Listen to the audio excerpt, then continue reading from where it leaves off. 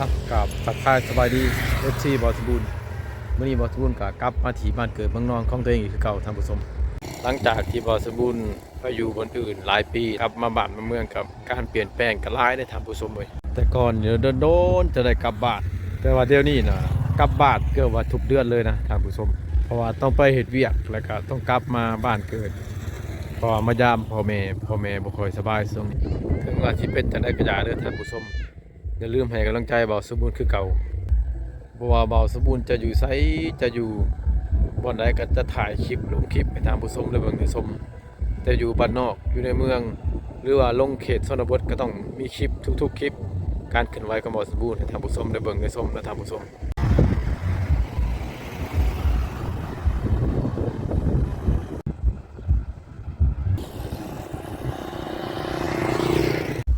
ความแตกต่างของบ้านเบาสมบูรณ์ตั้งแต่ข่าวเบาสมบูรณ์ยังน้อยกับตอนนี้ก็ถือว่าแตกต่างกันหลายดีถนนหนทางก็ได้มีการปูยางอย่างละเอียดแต่ก่อนนะเขตนี้นะจะเป็นทางแดงแต่มาปัจจุบันนี่เลื่อนกำลังใหญ่เส้นทางเส้นทางปูยางถือว่าโลกมนุษย์ก็เปลี่ยนไปแบบนี้แหละท่านผู้ชมเปลี่ยนไปตามกาลเวลาแล้วก็เปลี่ยนไปตามยุคตามสมัยเข้ามาทางในบ้านกาส่วนหลายเฮือนแบบดั้งเดิมที่เคยมีกับโบสูเห็นแล้วนะท่านผู้ชมเฮือนซานบ้านซองกับมีการเปลี่ยนแปลงหมดทุกสิ่งทุกอย่างเลยเฮือนแบบเก่าๆเฮือนแบบดั้งเดิมส่วนหลายโบสูเห็นเลยนะยังเห็นแต่สองสามหลังนี่แหละส่วนหลายมีแต่เฮือนใหม่ก็จะเห็นแบบนี้นะท่านผู้ชมแต่ว่ามีสิ่งหนึ่งที่บ่ท่านได้เปลี่ยนแปลงนั่นก็คือหัวใหม่ไปนี่นะก็จะยังคงอนุรักษ์ไว้ตั้งแต่ข่าวบทสมบูรณ์ยังหน่อยหัวมันเนี่ยก็จะเห็ดนิยมเห็ดมาแต่เรื่องเลยนะท่านผู้ชมเลยมาฮอดทุกมือนี่ก็ยังมีอยู่อันที่ว่าการตัดไม้ไผ่บ้านมาหมัดเอาตอกมาในหัวเฮือนนี่นะที่ว่ายังเห็นอยู่เลยก็จะยังเห็ดแบบคือเก่าอยู่แล้วก็อีกสิ่งที่สองอีกก็คือเหล้าเขานี่ท่านผู้ชมยังมีเหล้าเขาคือเก่าอยู่สิ่งที่เปลี่ยนแปลงจากน้อยจากเหล้าเขาตัวก่อนก็มีแต่ก็เจ้าใส่ฟ้าไม่แป้นเดี๋ยวนี้แต่ก่อนก็เจ้าใส่ฟ้าไม่เฮียเลยแล้วก็เอาขี้ข้วยลวดเขาแต่เดี๋ยวนี้หันเปลี่ยนไปแล้วหนึ่งก็คือใส่ไม่แป้นเห็ดเหล่าเขานะแต่ว่าทุกๆเพื่อนก็ยังมีเหล่าเขาคือเก่าไหลยังถือแบบขีดเก่าของเดิมคือเก่าเด้อท่านผู้ชมแต่สิ่งที่เปลี่ยนแปลงจากสิ่งที่ว่าเก่าๆนั่นก็คือว่าระบบจัดสรรของบ้านนะดีขึ้นกว่าเก่าเดี๋ยวนี้ท่านผู้ชมเลยแต่ก่อนนะเส้นทางกับพอเส้นทางน้อยหลมแต่เกียนหรือกับหลมแต่รถจักรคนอย่างแต่ว่าละคู่มือนี้เป็นจัดสรรทางแยกทางซอยนะครับถือว่ามีหลายแยกหลายซอยก็ต่างเก่าหลายเติบท่านผู้ชมถึงแม้ว่าจะบ่แม่นทางยางก็จะแต่เป็นซอยที่เป็นระเบียบเพียบร้อยนะเดี๋ยวนี้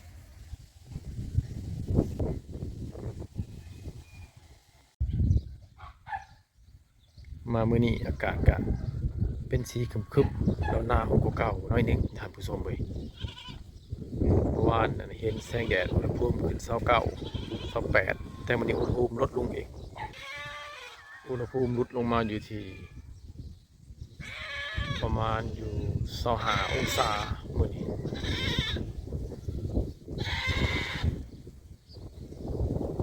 อุณหภูมิ25 องศาเซแต่ว่ามื้อนี้นะอยู่เขตเชียงตูบนะฝนตกและท่านผู้ชมอยู่เขตแถวจุดชมเชียงตูบเขตที่บ่อสมบูรณ์ไปที่เวียกฝนตก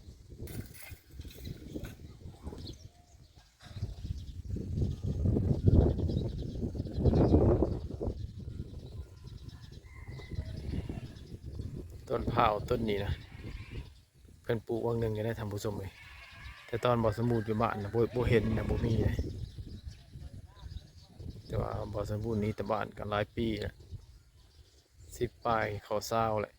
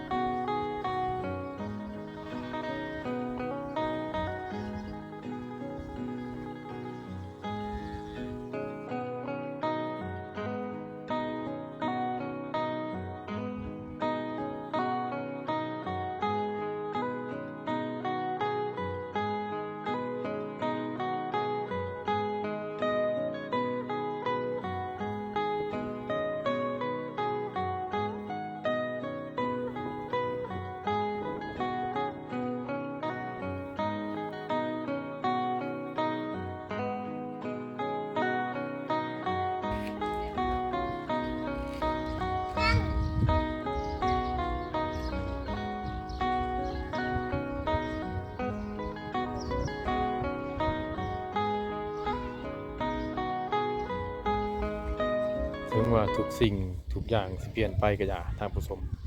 แต่ว่าพิธีก็เจ้าเลี้ยงเป็ดเลี้ยงไก่ยังคือเก่าอยู่ยังแบบปล่อยนำกลางบ้านยังเป็นแบบรักษาอันเก่าอันเดิมไว้อยู่ในทางผู้ชมเลยกับการเลี้ยงหมูนี่คือการทางผู้ชมแต่ก่อนก็เจ้าเคยผูกแบบนี้ก็เจ้าก็ต้องผูกแบบนี้ตั้งแต่ข้าวบ่สมบูรณ์อย่างน้อยก็เลี้ยงหมูกับผูกไว้แบบนี้แหละบ่ได้มีคอกแล้วก็บ่ได้ปล่อยคือเขตชนบทลาวก็เจ้าเคยผูกตรงนี้มาแต่ดึกดำบรรพ์ก็เจ้าก็เฮ็ดคือเก่าเลยท่านผู้ชม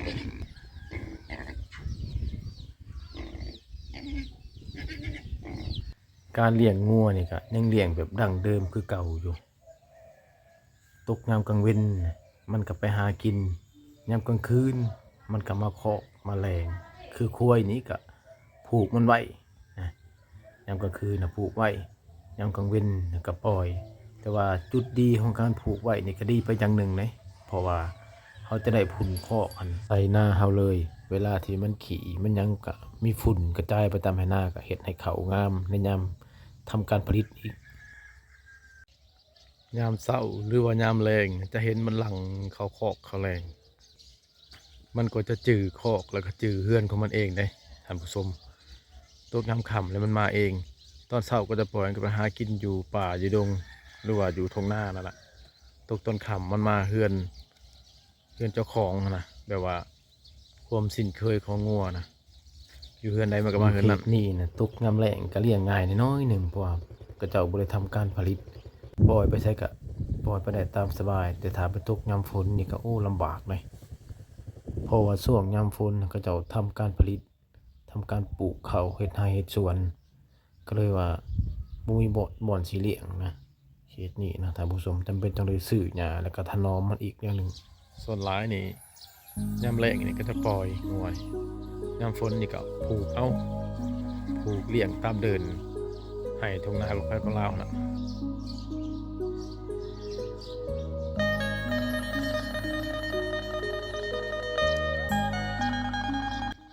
บรรยากาศนี่ดีแห้งเลยท่านผู้ชมเอ้ยได้ยินแต่เสียงนกเสียงหนูเสียงนกกระจอกนะเสียงนกกระจอกมันห้องตามต้นไม้ในบ้านนี่นะต้นพร้าวหรือว่าจับตามหลังคาเฮือนนะเสียงนกกระจอกหรือนกกระจิบนี่นะเพราะว่าบ่มีไผได้สู่ยิงมันดอกได้สู่ทำลายมันดอกปล่อยเป็นอยู่กับตามธรรมชาติของมันถือมาก็ได้ยินแต่เสียงนกกระจิบนกกระจอกห้องแบบมีความสุขเลยได้ทำผู้ชมเลยใส่พุ้ยอยู่ว่าทำไมใส่พุ้ยคือการบ่ปลูกนะใส่จะปลูกงัวโอ้ขั้นปลูกไร่นี่ก็ได้ขายเนาะแต่ว่าทำไมเราไปแต่ปลูกไว้กินที่ซื้อเนาะสะออนมันงามบ่ลีเพิ่นปลูกก็บ่ได้ใส่ปุ๋ยได้ทำผสมใส่ฝุ่นคอกใส่ขี้แบะขี้งัวแล้วเนาะงัวหลาย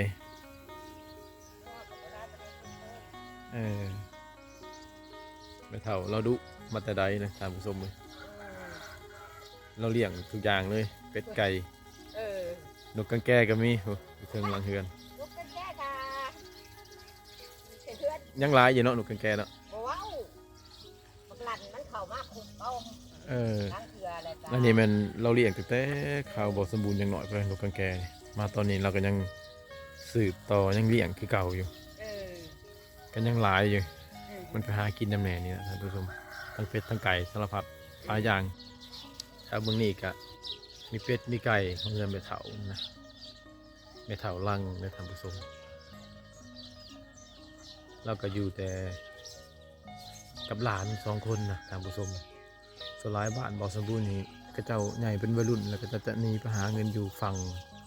งไทยพุ่นละจะยังเหลือแต่แม่เฒ่ากับหลาน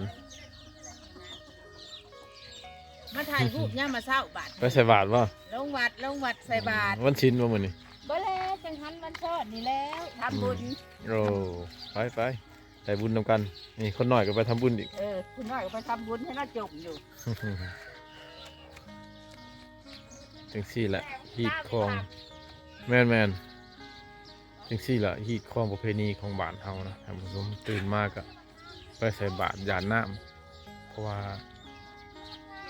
รูบาก็บ่ค่อยได้บิณฑบาตแล้วเพราะว่าเป็นวัดใหญ่อยู่แต่ว่าครูบาก็บ่ค่อยหลายองค์นะท่านผู้ชมเหลือแต่องค์หนึ่งสององค์ประจำอยู่ในวัดประจำบาทเท่านั้นแหละตื่นเช้ามาก็ต้องไปใส่บาตรนะไม่ออก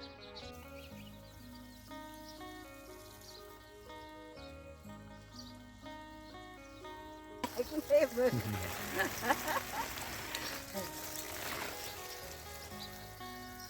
ตายอยู่แล้ว